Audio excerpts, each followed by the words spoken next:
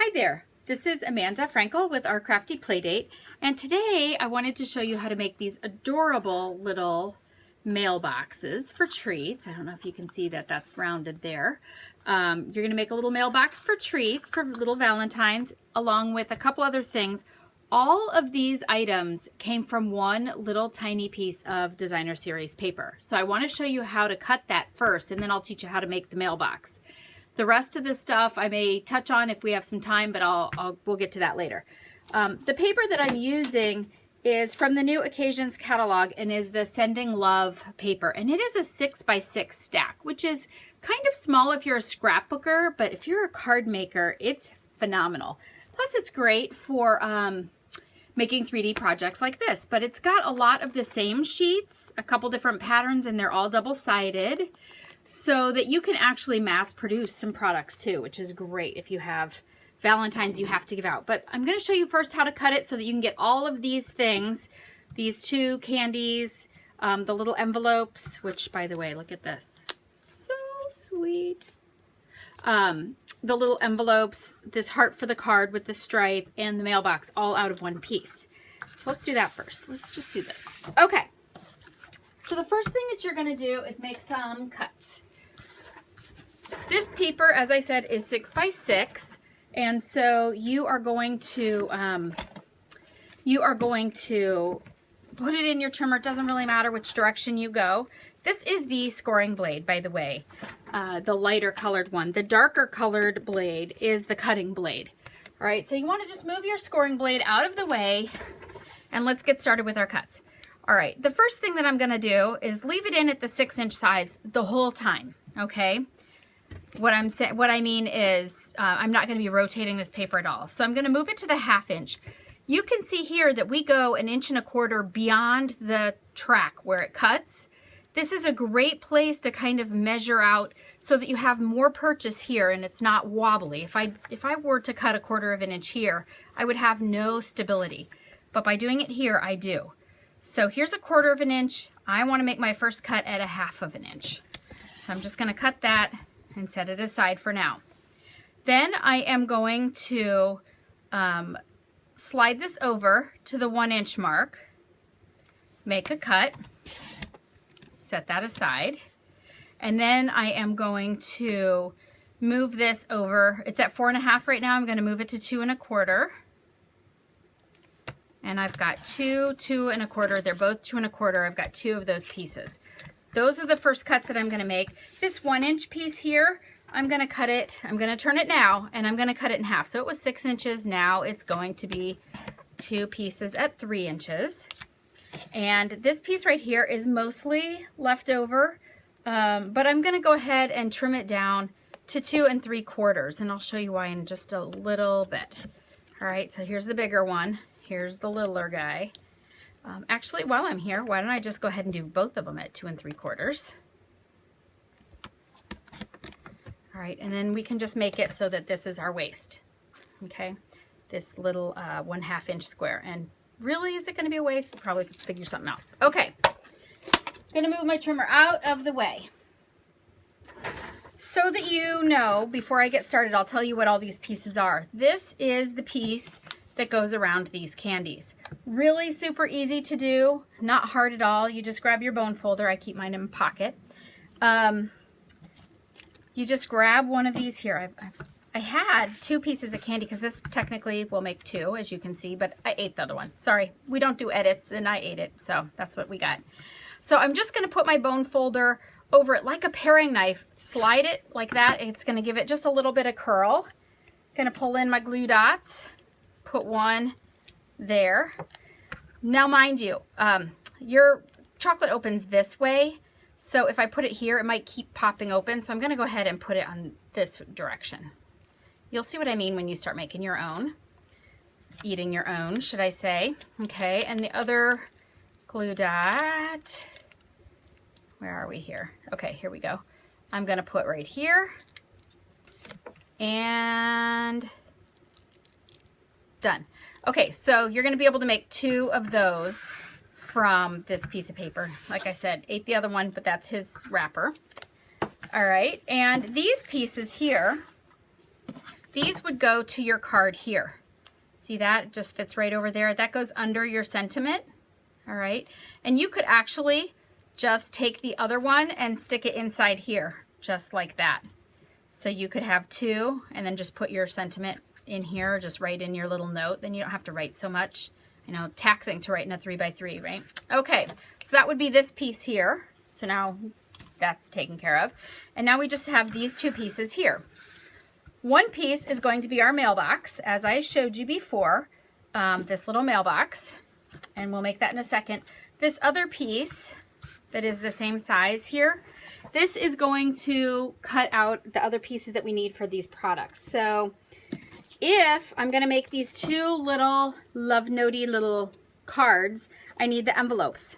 These are the envelopes. This is from the die set that comes with the Sealed with Love stamp set. It's, I want to say, Sealed with Love, or maybe Sending Love, potentially, framelits. I'll put the name down here. But anyway, the whole bundle is called Sent with Love. These are the stamps, and the framelits match it perfectly. This little envelope is the one that holds the little cards. So I've been able to cut two envelopes out. So here are my two little letters that I've got. And then this heart, what's that from? That's this heart right here. Okay, so that pretty much takes care of this piece. We have very little left, although I could probably get a little heart out of there somehow. Okay, so that's that piece. That takes care of this guy. And these little love notes. And like I said, if I have some time at the end, I'll show you how to do that. But in the meantime, I want to make this mailbox for you. I actually saw this mailbox done online by someone else. And number one, they didn't use our products. But number two, I found some ways to make it a little easier that I thought worked a little bit better. A little more functional and didn't stick so much. And I thought I'd show you. And you want it to be able to open so people can get their treats out. All right, so let's get started. The first thing that I am going to do is bring in my scoreboard. Let's put that up there. All right. The first thing that I'm going to do is bring in my scoreboard. I need to make this box first, this white box. This box is what gives your mailbox some stability, okay? And it is made from a basic card panel size, which is 5 1/4 by 4. That is a standard panel when you make a card. So it shouldn't be too hard to remember that one.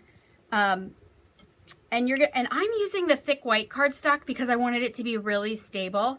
They're probably going to go with my kids as their Valentines this year, and I want to make sure that I don't do anything with it. Oh, one other thing. If you're sending these with your kids, if you have a candy policy at your school and you're allowed to, be really careful because they do have nuts, and you do need to warn the teacher that you sent a treat with nuts. Okay, that's my little PSA for you. So I've got my cardstock in here. This is my thick white again, and I've got the 5 1/4 side up. I am going to take that, and I am going to score it at the, I'm going to use this one. I'm going to score it at the 1 1/2 and the 3 3/4. Okay, and then I am going to rotate it, and I'm going to score it at 1 1/2 and 2 1/2. All right, that is all of. Well, that's crazy scoring. So we're going to do that one more time. Again, no edits here, guys. All right, I am going to score this 4 1/4 size here. I'm going to do it at the 1 1/2. I was right the first time. The 1 1/2. I usually don't do this sitting down, which is what's so funny. And 3 3/4. And then I'm going to see if I'm crazy. No, I'm good. And then rotate it and do it at 1 1/2. And 2 1/2. All right, much less crazy. If you ever are scoring and your score thing is jumping the track like this, the best thing to do when you put your paper in before you score is just rub it really quickly with a little bit of wax paper, and then your scoring tool will just slide right down. That doesn't happen a lot, but I'm sitting at a funny angle. Okay. So I've got this done here, and I'm going to set it aside for 1 second because I do need to do a couple of small scores in this here also. So I am going to score this one at 1 inch here. And as you can see now, I am using the thick ball side. This one is great for thick paper, and this one is great for thin paper. And the reason being is if you score Oh, there you go. If you score with this on DSP, on designer series paper, thin paper like this, it can actually poke right through, and I don't want to do that. I've already made one mistake for you guys today. All right, so anyway, I am going to score this at 1 inch here, and then I'm going to score it at 5 3/4. So I'm just giving myself a little bit of a hair of a score line right there. See that? Okay, let's move this out of here. Okay, so I am going to reinforce these scores. I don't really need a bone folder to do this. I can just do it with this one with my fingers. All right, and then I'm going to score this one in too. So I'm looking like that. Okay, I am going to put some glue right here on this 1/4 inch, and that's all I'm doing. I'm now going to curve it around and glue it right to this edge. Okay. All right. And then I'm going to hold it for a second. I could use sticky strip, or we don't sell that anymore, so tear and tape. I could use it, and it's amazing. It stays in place really, really well. But I like the opportunity to just wiggle and make sure that I've got it straight. And so that's what I am afforded by using the liquid glue. Okay, so that's this right here. That's your mailbox kind of shell. And now let's go ahead and do this. So we're bringing this back in. We are going to make some cuts on it. And so I want to show you how to cut. You want to leave these two intact. Okay, you don't want to cut on these score lines. You do want to cut on this one and on this one. And then turn it around, cut up again here, and then cut up here like that. Okay, and both sides look relatively good. I haven't done anything crazy like get a big red thumbprint on it yet. So I'm going to take it, and I am going to take my little 1/2 inch circle punch and flip it over in my hand and slide this in right here about halfway and nip it out. What that does is it gives me this so that people know that that's the finger hole to kind of pull. Okay. All right, so that is taken care of. So now I know that this piece this piece here is going to be my front. This one I want to leave intact, so it looks solid like that. And so I do want to do something to make my box just a little easier. I am going to notch this, but just this back one to start, okay? Just notch your back one to start. Okay, so now that we've done this, I'm going to go ahead and fold up my score lines. And again, I don't really think I need a bone folder on this. I mean, I could pull it out and be really super crisp, but I don't think it's really necessary. Finger pressing seems to be a great way that works for me. All right, so generally, when you're making a box, I would tell you tuck these guys in and fold this up. If you were making a solid box, it would look like this, and then you'd glue up your sides, and it would be beautiful on the outsides like this.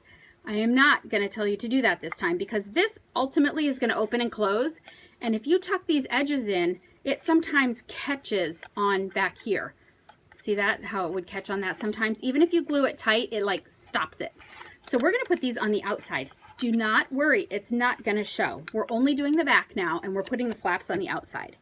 So we're just going to put a little glue there and a little glue there. And when I say a little, I meant apparently a lot. So we're just going to do that. And I did notch these. I'll tell you why while I'm gluing it here. I'm only matching it up here. I'm not trying to match it down here. And the reason that I went ahead and notched it, even though they're not tucked inside, and I'm trying to make sure that just in case I scored crazy, the reason that I did notch it is because I don't like, if I make a box, I don't like anything to stick out of the bottom. Okay, I don't want anything to show. And it's not going to show in this one, but have it. Okay, so anyway, I have done this. This is the outside of my box now, and I still have this piece. All right, now I can go ahead and do a little bit of notching on this. And as you see, you can kind of see what I've done here. I didn't really notch this area down here, but up here, I'm going to notch it quite a bit. Look at this. Look at that. I'm cutting off quite a bit right to the score line there. And I'm going to do the same thing over here. And I am eyeballing it. If you're super precise, you can use your grid paper. I love grid paper. You know I do, but I'm not going to do that. All right, so now that I've got this, I am going to round some of these corners. I can round these down here because they are 90 degrees still, and so that's not a big deal. They're easy to notch, but up here to round them, I can't really do it in this. It won't, see, you can't see the edge of the corner in there because this is not 90 degrees. So I'm just going to do it with my snips and my eyeballs.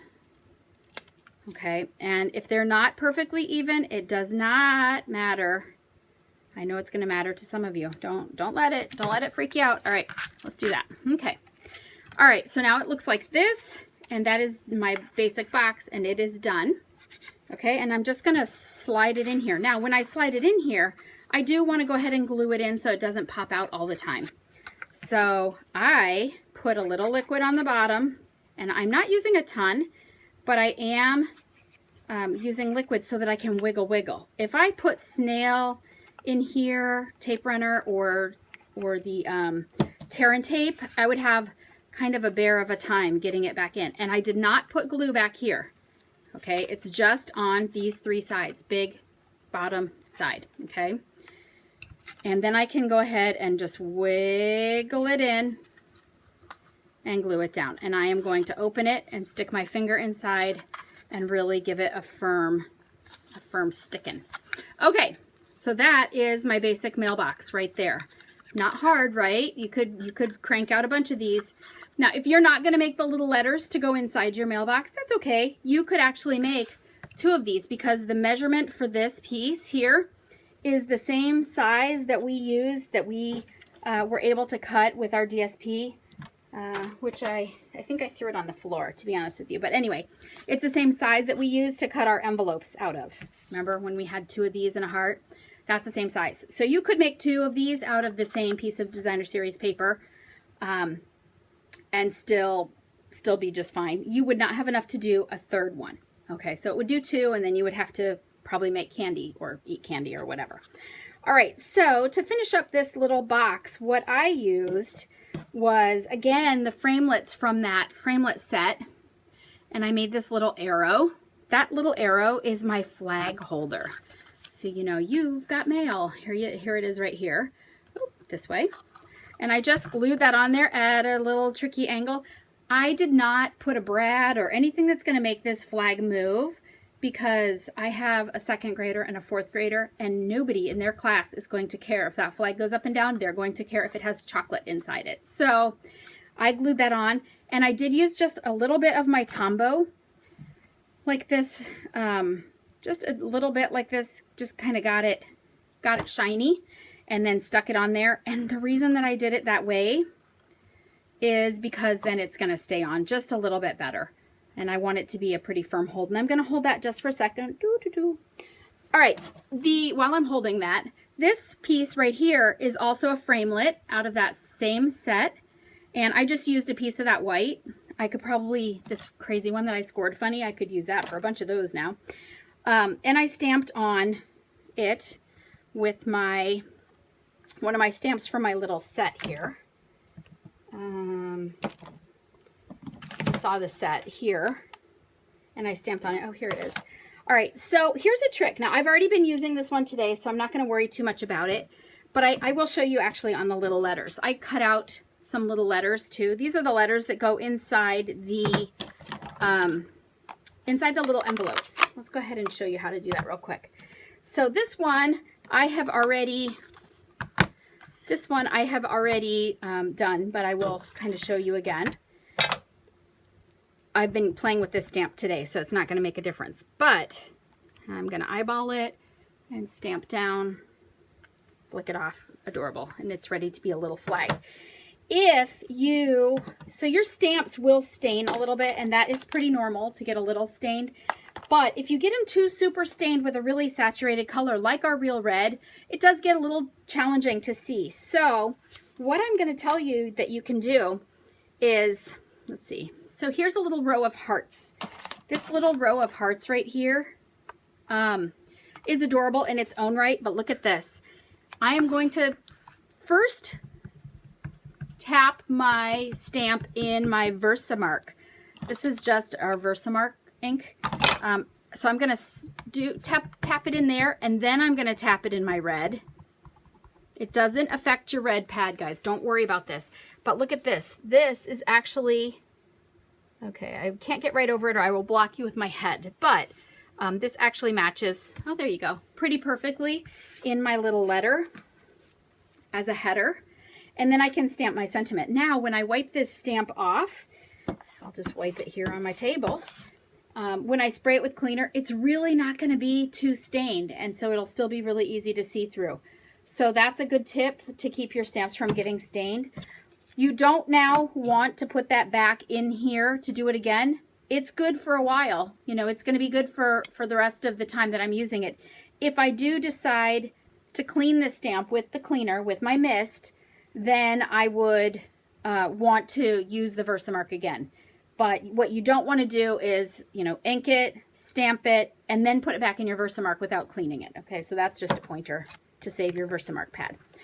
Okay, so I've taught you how to do this, and I think you're all set. I can move on now, and next time I will show you how to make these little envelopes for your love notes. But in the meantime, we've got all of these fun things.